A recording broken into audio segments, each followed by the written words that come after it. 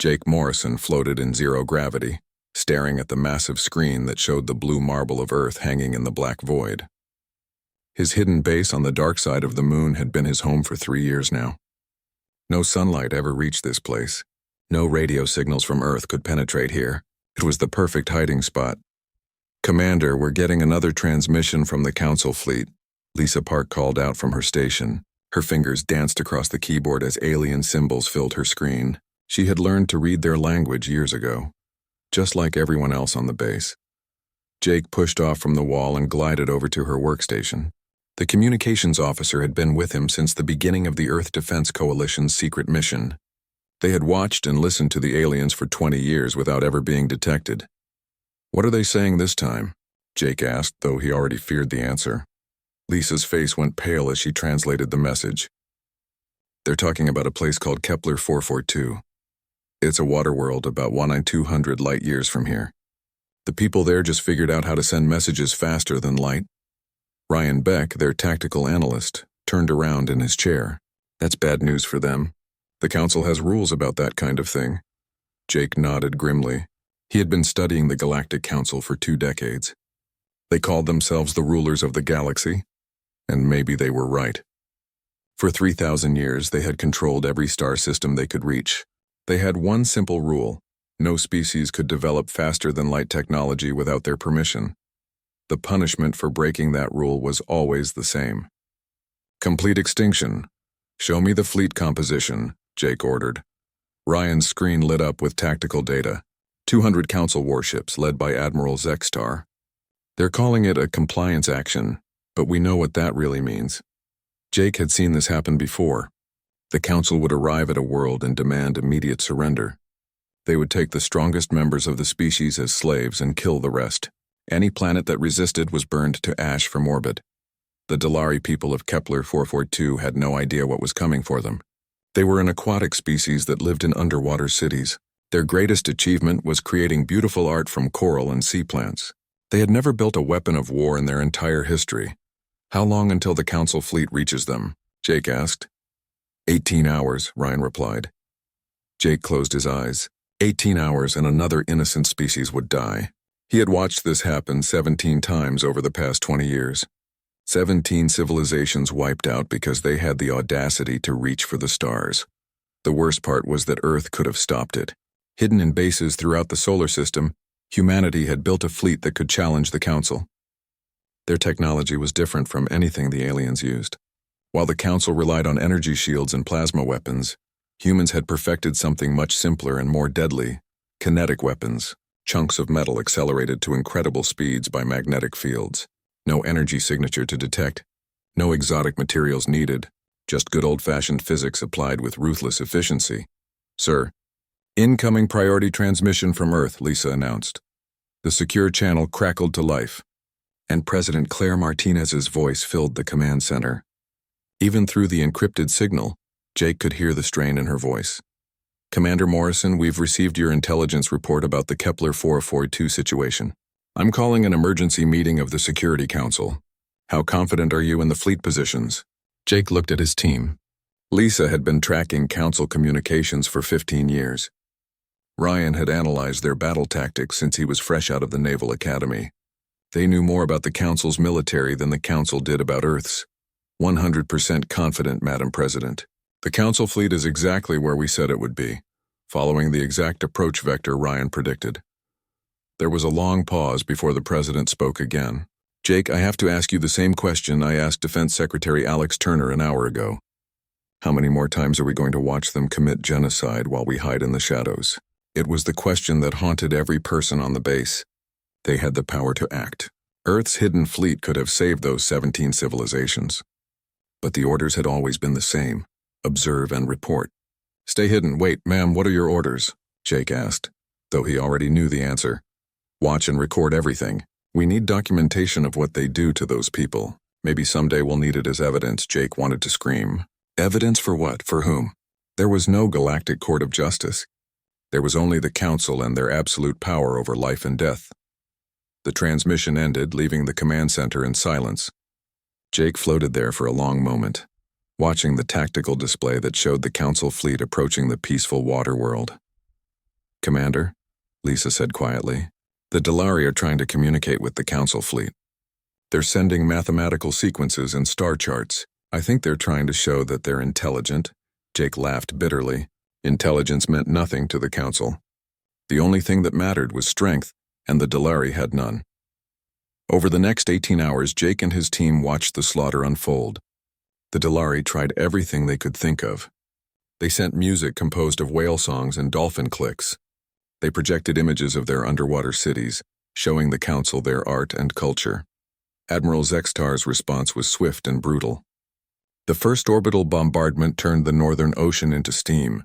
Millions of Dalari died in the first hour. The aliens kept firing for 6 hours straight. When they were done, the beautiful water world was nothing but a ball of superheated rock. An entire species with their own hopes and dreams and children had been erased from existence. Jake recorded every moment of it.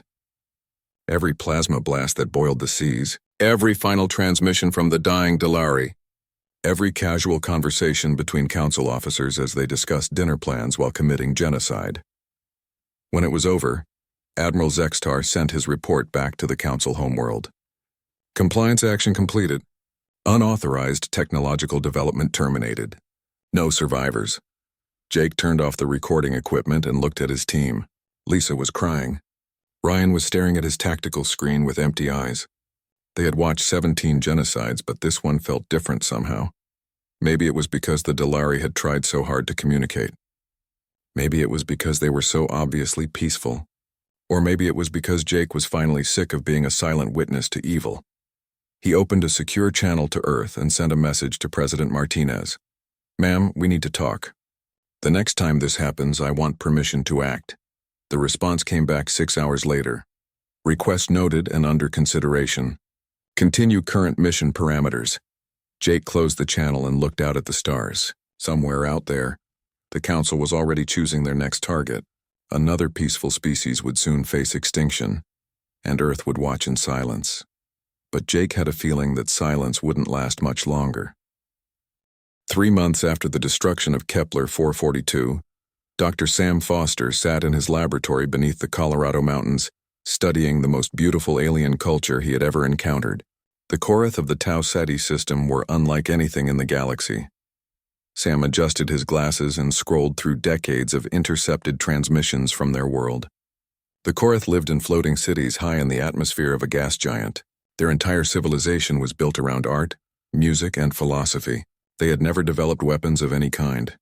Computer play transmission KC4471, Sam said to his AI assistant. The lab filled with the most haunting music he had ever heard. 3,000 Korath voices singing in perfect harmony, their song carried by the wind between their floating cities. The translation scrolled across his screen. We celebrate the birth of our newest poet, who will add her voice to the eternal song of our people. Sam had been studying alien cultures for 15 years. But the Korath fascinated him more than any other species. They had solved the problems that plagued most civilizations. There was no war among them, no hunger, no hatred. They spent their days creating art, and their nights composing music that could make angels weep. His secure phone rang, interrupting his thoughts. Dr. Foster, this is President Martinez. I need you in the Situation Room immediately. Sam saved his work and headed for the transport that would take him to Washington. He had a sinking feeling about why the president needed him. 2 hours later, he sat at the polished table in the White House Situation Room. President Martinez looked tired, as if she hadn't slept in days. Defense Secretary Alex Turner sat beside her, along with several other officials Sam didn't recognize. Doctor, tell us about the Korath, the president said without preamble. Sam's heart sank. Ma'am, please tell me the Council hasn't targeted them. 3 hours ago, Admiral Vexnall's enforcement fleet entered the Tau Ceti system. The Korath have 48 hours to surrender or face extinction.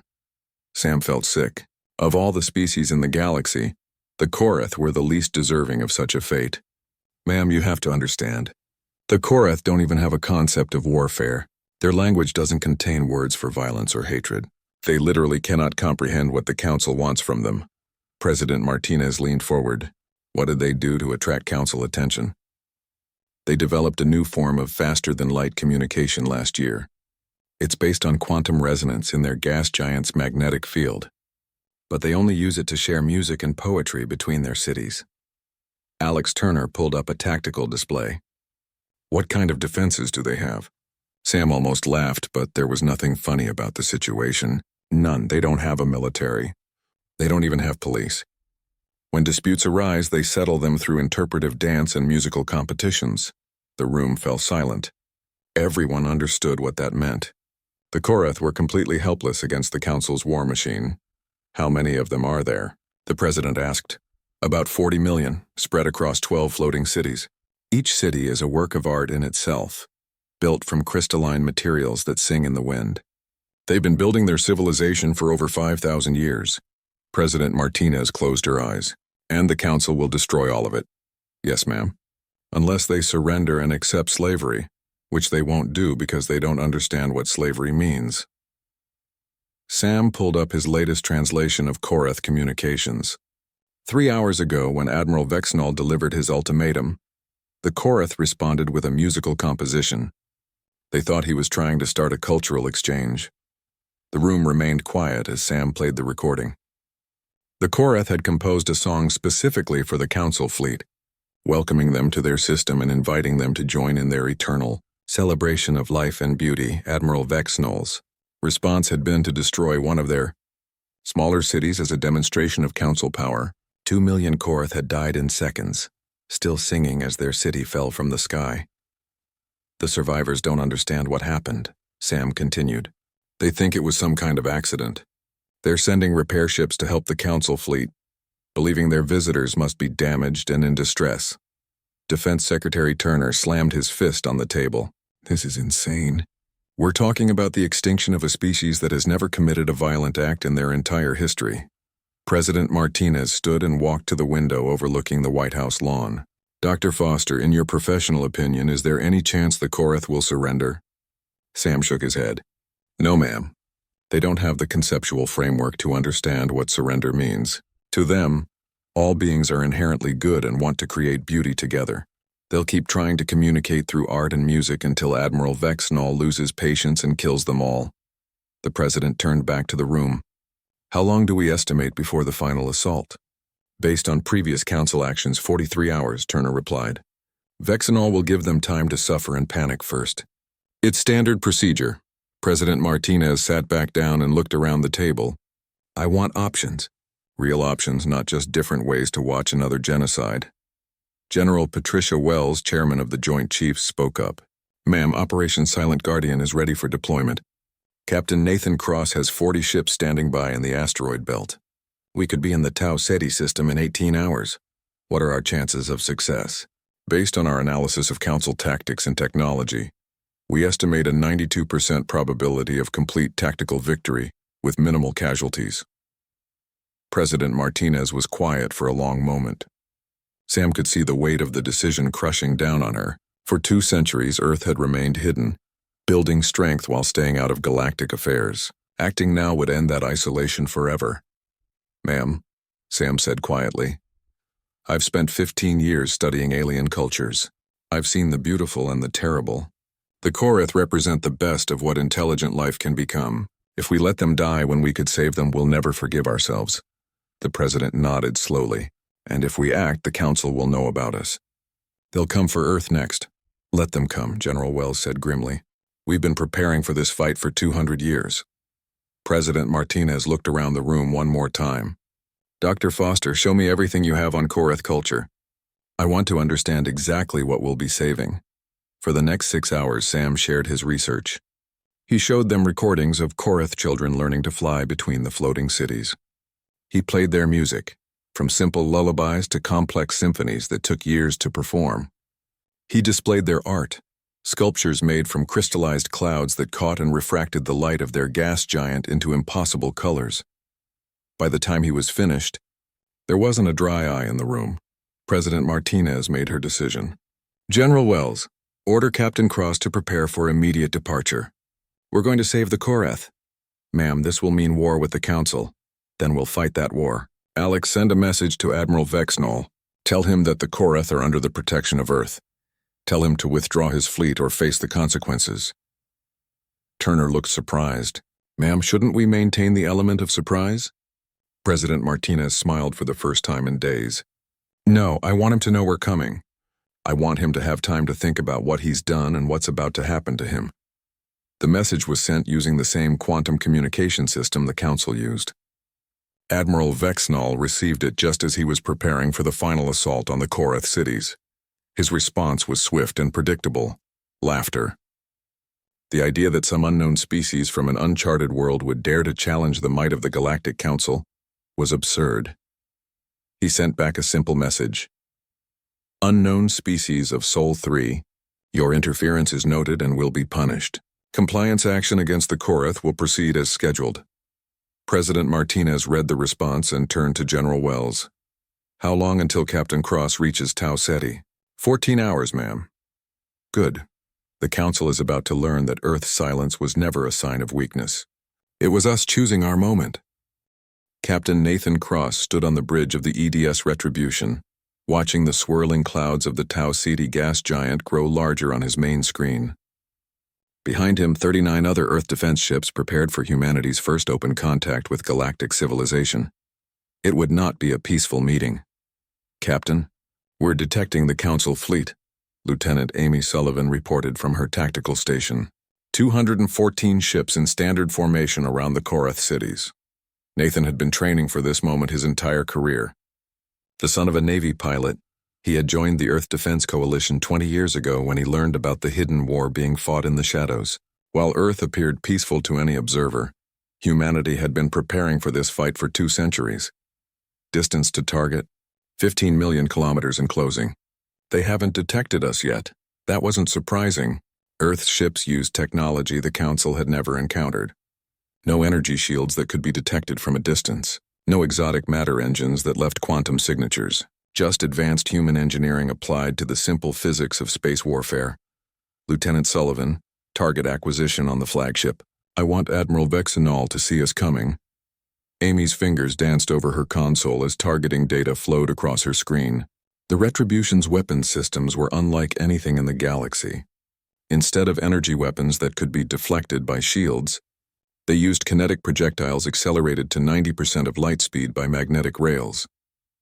The projectiles were small, only the size of a coffee cup, but at that velocity they carried more destructive force than a nuclear bomb.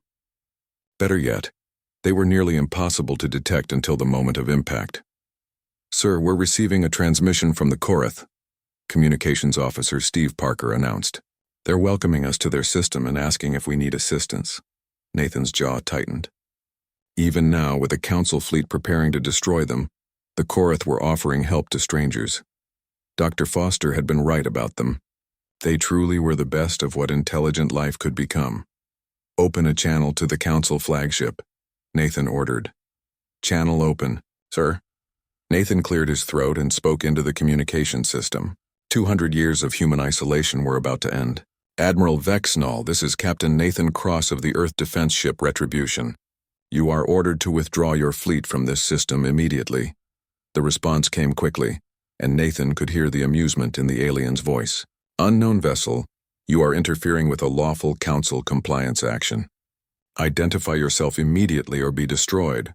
I am Captain Cross representing the species of Sol 3, which you call Earth. The Korath people are under our protection. Withdraw now or face the consequences. This time Admiral Vexnall actually laughed. The sound was transmitted across all frequencies, ensuring that every ship in both fleets could hear it. Primitives from Sol 3? We have been aware of your pathetic species for 2 centuries. You barely have spaceflight and you dare to threaten the Galactic Council. Nathan smiled grimly. Admiral, you're about to learn the difference between what you know and what you think you know. This is your final warning. Your final warning? Vexnall's laughter grew louder. I have 200 ships under my command. You have what? A few dozen crewed vessels? This will be entertaining. Nathan turned to his weapons officer. Lieutenant Chen, you are authorized to fire. Aye, sir. Firing solution locked. All ships report ready. Fire. The first salvo from the Earth fleet was invisible to the naked eye. 40 ships launched their kinetic projectiles simultaneously, each round carefully calculated to arrive at the same moment. The Council ships had no warning until their sensors detected objects moving at 90% of light speed. Directly toward them, Admiral. Vexenol had exactly 3 seconds to realize his mistake. The first impacts tore through the Council formation like a hurricane, through paper houses. Ships that had dominated the galaxy for millennia were cut in half by projectiles moving too fast for their shields to deflect. In the first 10 seconds, 30 Council vessels simply ceased to exist. What in the void was that? Vexenol screamed across the communication channel. Nathan's response was calm and professional. That was a demonstration, Admiral. You now have 184 ships left. I suggest you use them to leave this system. Instead of retreating, Vexenol ordered his fleet to attack. It was exactly what Nathan had expected. The Council had grown arrogant over 3 millennia of easy victories. They couldn't conceive of actually losing a battle. The Council ships opened fire with their plasma weapons, sending bright streams of energy toward the Earth fleet. The humans responded by simply moving out of the way. Their ships were smaller and faster than anything the Council had ever faced. Second salvo, fire at will, Nathan ordered. This time the Earth ships didn't fire simultaneously. Instead, they unleashed a continuous barrage of kinetic rounds, each ship targeting multiple Council vessels. The alien formation began to collapse as ship after ship was destroyed or crippled. Admiral Vexenol tried to rally his forces, but his officers were panicking. They had never faced an enemy that could destroy their ships so easily. Council weapons were designed to overwhelm primitive civilizations, not fight a peer opponent. Impossible, Vexenol transmitted. Your species was classified as primitive. You don't have this technology? Nathan almost felt sorry for the alien commander. Admiral, we've been watching you for 200 years. We know everything about your tactics, your weapons, and your weaknesses. Did you really think we were doing nothing while you conquered the galaxy? The battle continued for 12 more minutes, but the outcome was never in doubt. Council ships designed for intimidation and orbital bombardment were helpless against human vessels built specifically for ship-to-ship combat. When it was over, only 18 Council ships remained intact, and most of those were too damaged to fight. Admiral Vexenol's flagship was a drifting wreck, its engines destroyed and life support failing. Admiral, do you surrender? Nathan asked. The response was weak and filled with static. How? How did primitives defeat the Council fleet? Nathan looked around his bridge. His crew had performed flawlessly, exactly as they had trained for decades. Not a single Earth ship had been lost. Admiral, we're not primitives. We never were. We were just waiting for you to give us a reason to show you what we're capable of. Survivors are abandoning ship, Lieutenant Sullivan reported. Should we pick them up? Nathan considered the question. These aliens had been about to commit genocide against the peaceful Korath. They had destroyed 17 other civilizations over the past 20 years. They deserved whatever fate awaited them in the void, but humanity was supposed to be better than that. Yes. Rescue operations for all survivors. Treat them according to the laws of war. As the Earth fleet began picking up Council survivors, Nathan opened a channel to the Korath cities. This is Captain Cross of the Earth Defense Fleet. The threat to your people has been eliminated. You are safe. The response came in the form of music. Thousands of Korath voices joined together in a song of gratitude that brought tears to Nathan's eyes. They were singing about hope, about unexpected friends who came from the darkness to bring light. Sir, Communications Officer Parker said quietly, we're receiving priority transmissions from across the galaxy. Word of our victory is spreading fast. Nathan nodded. There would be consequences for what had happened here. The Council would not let this defeat go unanswered, but for now the Korath were safe and the galaxy knew that humanity existed. Set course for Earth, Nathan ordered. We need to prepare for what comes next. As the retribution turned toward home, Nathan looked back at the gas giant where the Korath cities continued their eternal dance through the clouds. 40 million innocent beings were alive because humanity had finally chosen to act. It had been worth the wait. Behind them, the wreckage of the Council fleet drifted in the void, a testament to what happened when evil finally met its match. Admiral Vexenol, now a prisoner aboard a human rescue ship, stared out at the destruction and wondered how his perfect day of conquest had turned into the worst defeat in Council history. The answer was simple, though he would never understand it. He had crossed a line that should never be crossed, and humanity had been watching the whole time, waiting for exactly this moment. The galaxy was about to change, and Earth was no longer hiding in the shadows. Colonel Ben Hayes crouched in the maintenance shaft of Council Station Gamma 7, listening to the alien guards patrol the corridor outside. His team of 12 Special Operations soldiers waited in perfect silence behind him, their faces painted with adaptive camouflage that shifted to match their surroundings. 3 weeks had passed since the Battle of Tau Ceti, and the galaxy was in chaos. News of humanity's victory had spread through the underground networks of enslaved species faster than the Council could contain it. Rebellions were breaking out on dozens of worlds. Ben's mission was simple: capture the station's command center and download every piece of intelligence about Council military operations. What the aliens didn't know was that humans had been preparing for this kind of warfare for 200 years. "Movement in Corridor 7, whispered Sergeant Lisa Martinez through Ben's earpiece. 2 guards. Routine patrol. Ben had studied every military campaign in human history before joining the Earth Defense Coalition. From ancient Spartan tactics to modern special operations, he had learned that the key to defeating a superior force was to be unpredictable. The Council had grown lazy after 3 millennia of fighting primitive civilizations that could only charge forward and hope for the best. Team Alpha, move to Position 3. Team Bravo, hold at Junction 12, Ben whispered into his comm. His soldiers moved like ghosts through the station's ventilation system. The Council had built their outposts to intimidate, with wide corridors and dramatic lighting. They had never considered the possibility of fighting an enemy that preferred shadows and silence. 10 minutes later, Ben's teams were in position around the command center.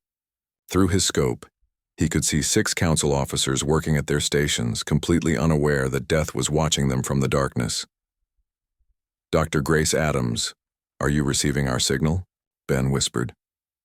The response came from Earth, transmitted through quantum communication arrays that the Council couldn't detect. "Signal confirmed, Colonel. I'm ready to deploy the package as soon as you breach their systems."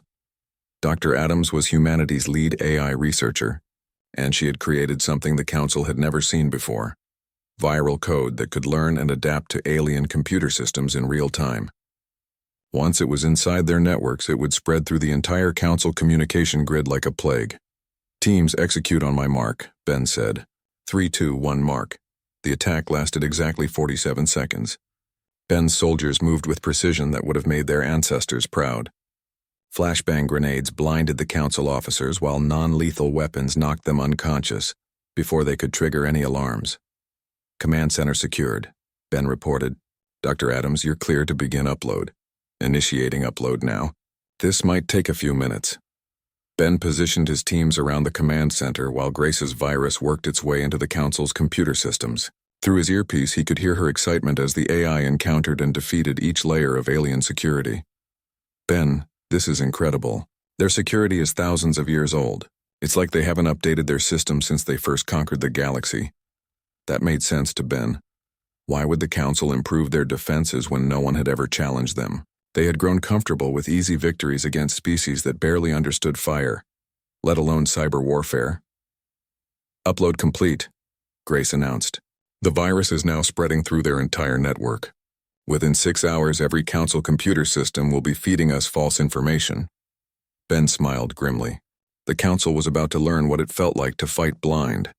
Over the next 72 hours, the virus worked its magic. Council fleets began receiving orders to attack coordinates that contained nothing but empty space.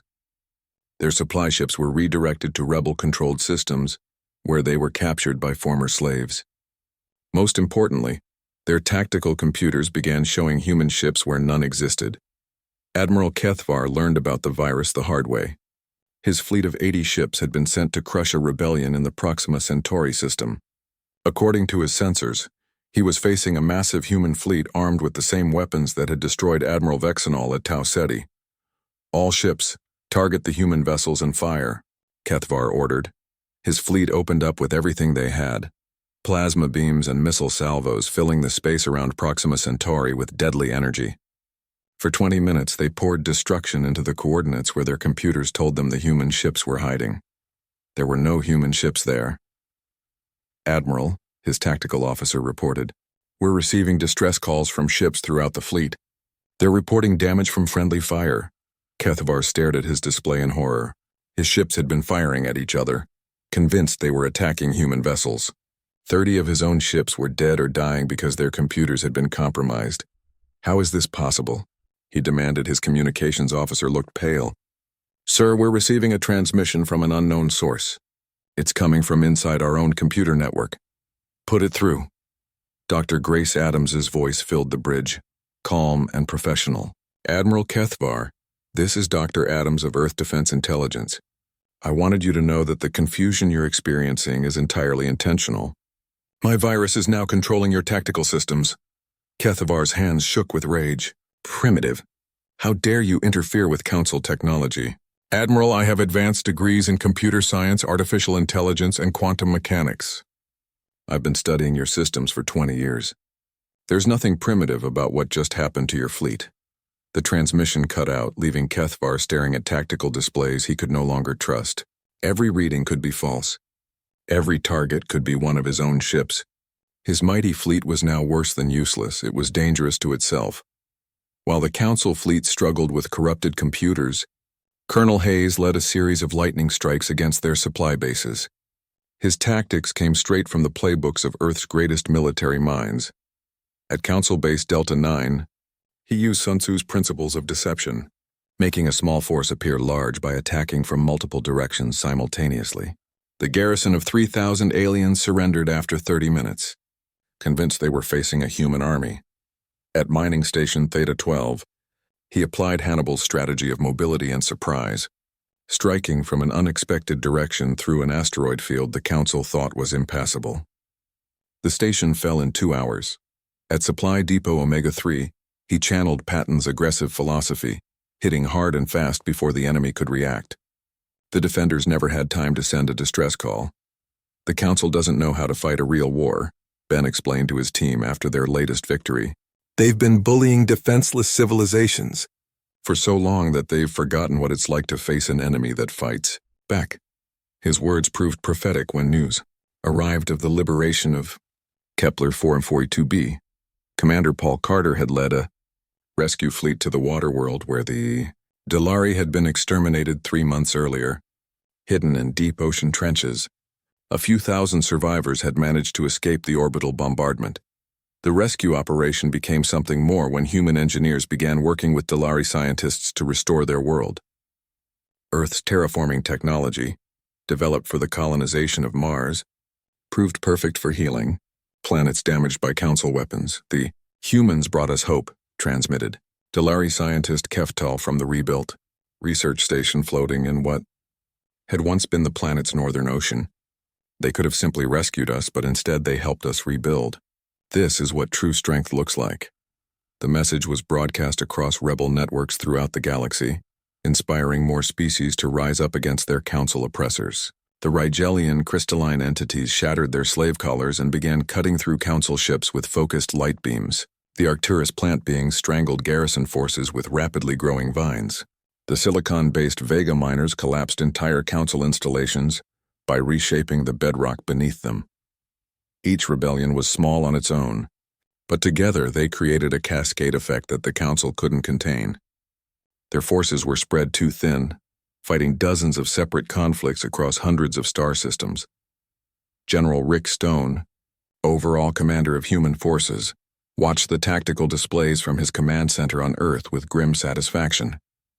The liberation was proceeding ahead of schedule, but he knew the real test was yet to come.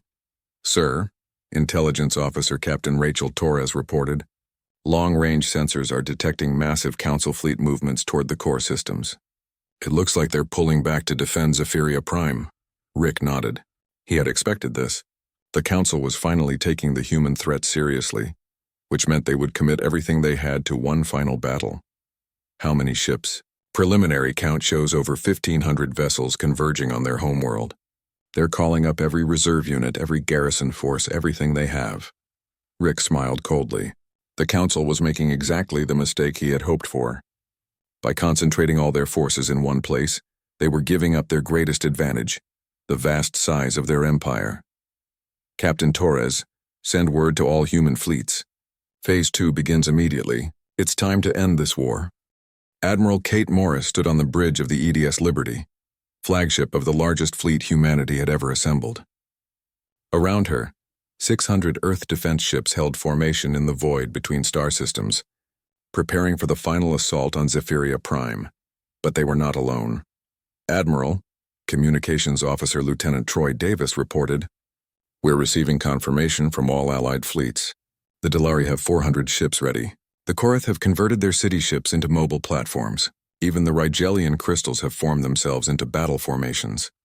Kate nodded as she watched the tactical display. What had started as humanity's war against the Council had become something much larger. Across the galaxy, species that had been enslaved for millennia were united in common cause for the first time in galactic history. "Total fleet count?" she asked. 2,417 ships from 47 different species. And Admiral, we're still receiving volunteers. Kate had never imagined she would command such a force. The daughter of a small-town sheriff, she had joined the Navy to see the stars. She never expected to lead a galactic revolution. "Ma'am," Tactical Officer Commander Sarah Blake announced, "we're detecting movement from the Council homeworld. They're deploying their ultimate weapon." The main screen shifted to show long-range sensor data from Zephyria Prime. Kate felt her blood run cold as she recognized the massive structure emerging from the planet's shadow. "Is that what I think it is?" she asked. "Confirmed, Admiral. It's a star killer. They're planning to nova our sun." Kate had read about such weapons in theoretical papers, but she never believed they actually existed. The power required to destabilize a star was beyond anything most species could comprehend. But the Council had ruled the galaxy for 3,000 years. They had time to build horrors beyond imagination. How long until they can deploy it against Earth? If they launch now, 18 hours until they reach firing position. Kate opened a secure channel to General Rick Stone on Earth. "General, we have a problem." Rick's face appeared on her screen, and she could see the weight of command in his eyes. Behind him, the lights of the Pentagon Situation Room cast shadows across maps that showed the positions of every fleet in the galaxy. "The Star Killer?" he asked. "You already know? Our deep space sensors detected it 3 hours ago. Kate, you need to end this war before they can use that thing." Kate looked at her tactical display again. The Council had gathered 1,500 ships around their homeworld, including their entire reserve fleet. It was the largest military force ever assembled in galactic history. "Sir, we're outnumbered. Even with our allies, this won't be easy." Rick's expression was grim but determined. "Admiral, 200 years ago, our ancestors looked up at the stars and dreamed of reaching them. They never imagined their descendants would have to fight for the right of other species to dream. Don't let them down." The transmission ended, leaving Kate alone with the weight of history on her shoulders. Around her, the bridge crew worked quietly, preparing for a battle that would determine the fate of the galaxy. "Admiral," Lieutenant Davis announced, "incoming transmission from High Counselor Zethrak. Put it through." The main screen filled with the image of an alien unlike any Kate had seen before. Zethrak was ancient even by Council standards, his scaled hide bearing the scars of countless battles. His eyes held the cold intelligence of a predator that had never known defeat. "Unknown species of Sol 3, Zethrak's voice was like grinding stone. "You have interfered with the natural order for the last time. Surrender now and we will grant you the mercy of slavery. Refuse and watch your star die." Kate stepped forward, every inch the naval officer her training had made her. "High Counselor, this is Admiral Kate Morris of the Earth Defense Fleet. The only order we recognize is the one we're about to establish. You will surrender unconditionally or face the consequences." Zethrak's laughter was like breaking glass. "Consequences? You command a handful of primitive ships against the might of the Galactic Empire. We have ruled for 3 millennia while your species was learning to make fire. And that's exactly why you're going to lose," Kate replied calmly. "You've forgotten how to fight a real war." The Council leader's expression shifted to rage. "Then die with the knowledge that your world burns with you. All ships attack formation. Show these primitives the price of defiance." The greatest battle in galactic history began with a simple order. All human ships, weapons free. Show them what we learned in the darkness. The Council fleet charged forward in a massive wall of ships exactly as Kate had expected. They were using the same tactics that had worked for 3,000 years. Overwhelming force applied with brutal simplicity. But the human fleet scattered like leaves in the wind, breaking into small groups that darted between the Council ships with impossible speed. Earth's vessels had been designed for exactly this kind of fighting, fast, maneuverable, and deadly. First wave. Target their command ships, Kate ordered. The battle was unlike anything the galaxy had ever seen. Council plasma beams lit up the void while human kinetic weapons struck back with surgical precision. The aliens had raw power, but the humans had something more valuable. They had learned from every military genius in their species' history. Admiral Morris used Nelson's tactics from Trafalgar, breaking the enemy line at its weakest point. Captain Cross employed Sherman's philosophy of total war, striking at Council supply ships to cripple their ability to fight. Commander Hayes applied Patton's aggressive doctrine, hitting hard and never giving the enemy time to recover. The Delari ships moved through the battle like schools of fish, coordinating their attacks with fluid grace. The Korath city ships sang battle hymns that inspired their allies while their crystalline weapons carved through Council hulls. The Rigelian formation struck like living lightning, impossible to predict or counter. For 6 hours, the battle raged through the Zephyria system. Ships died by the hundreds on both sides, but slowly, inevitably, the Council line began to break. High Counselor Zethrak watched his perfect fleet crumble with growing desperation. These humans fought like nothing he had ever encountered. They seemed to know his moves before he made them, countering every tactic with ruthless efficiency. "Deploy the Star Killer," he screamed. "If we cannot have victory, let us have revenge." But when his officers tried to activate the weapon, nothing happened. The massive device remained silent and dark, its power systems completely offline. "Sir," his tactical officer reported, "the Star Killer's computer systems have been compromised. The humans have locked us out of our own weapon." Dr. Grace Adams' voice filled the Council command center, calm and professional as always. "High Counselor, this is Dr. Adams of Earth Defense Intelligence. I've been inside your computer systems for 3 months now. Did you really think I wouldn't notice a Star Killer?" Zethrak's rage was beyond words. His ultimate weapon had been turned against him by a species he had dismissed as primitive. The final phase of the battle was swift and decisive. With their command structure in chaos and their computers compromised, the Council fleet began surrendering in groups. Some ships tried to flee, but they were hunted down by Allied forces that had waited 3,000 years for this moment. When the last Council ship powered down its weapons, the galaxy fell silent. For the first time in recorded history, the Galactic Council had been defeated. Kate opened a channel to all ships in the system. "This is Admiral Morris to all vessels. The war is over. Cease fire and prepare for prisoner recovery operations." The response came from 2,000 ships representing dozens of species, all speaking in their own languages but sharing the same message: freedom at last. 3 days later, Kate stood in the ruins of the Council's throne room on Zephyria Prime. High Counselor Zethrak knelt before her in chains, his ancient pride finally broken. "What are you?" he whispered, the same question that had haunted the Council since the Battle of Tau Ceti. Kate looked down at the alien who had terrorized the galaxy for millennia. "We are what you created when you decided that might makes right. We are the consequence of your actions. We are the children of a species that learned to fight in the darkness while you grew soft in the light." General Stone's voice came through her communicator. "Admiral President Martinez is ready to address the galaxy." Kate nodded and activated the galactic broadcast system. President Martinez appeared on screens throughout the galaxy, standing before the flags of Earth and its new allies. "Citizens of the galaxy," the president began, "today marks the end of 3,000 years of tyranny. The Galactic Council has fallen, and with it the age of slavery and genocide, but we do not seek to replace their empire with our own." She paused, looking directly into the camera. "Instead, we invite every species, every world, every sentient being to join us in building something new.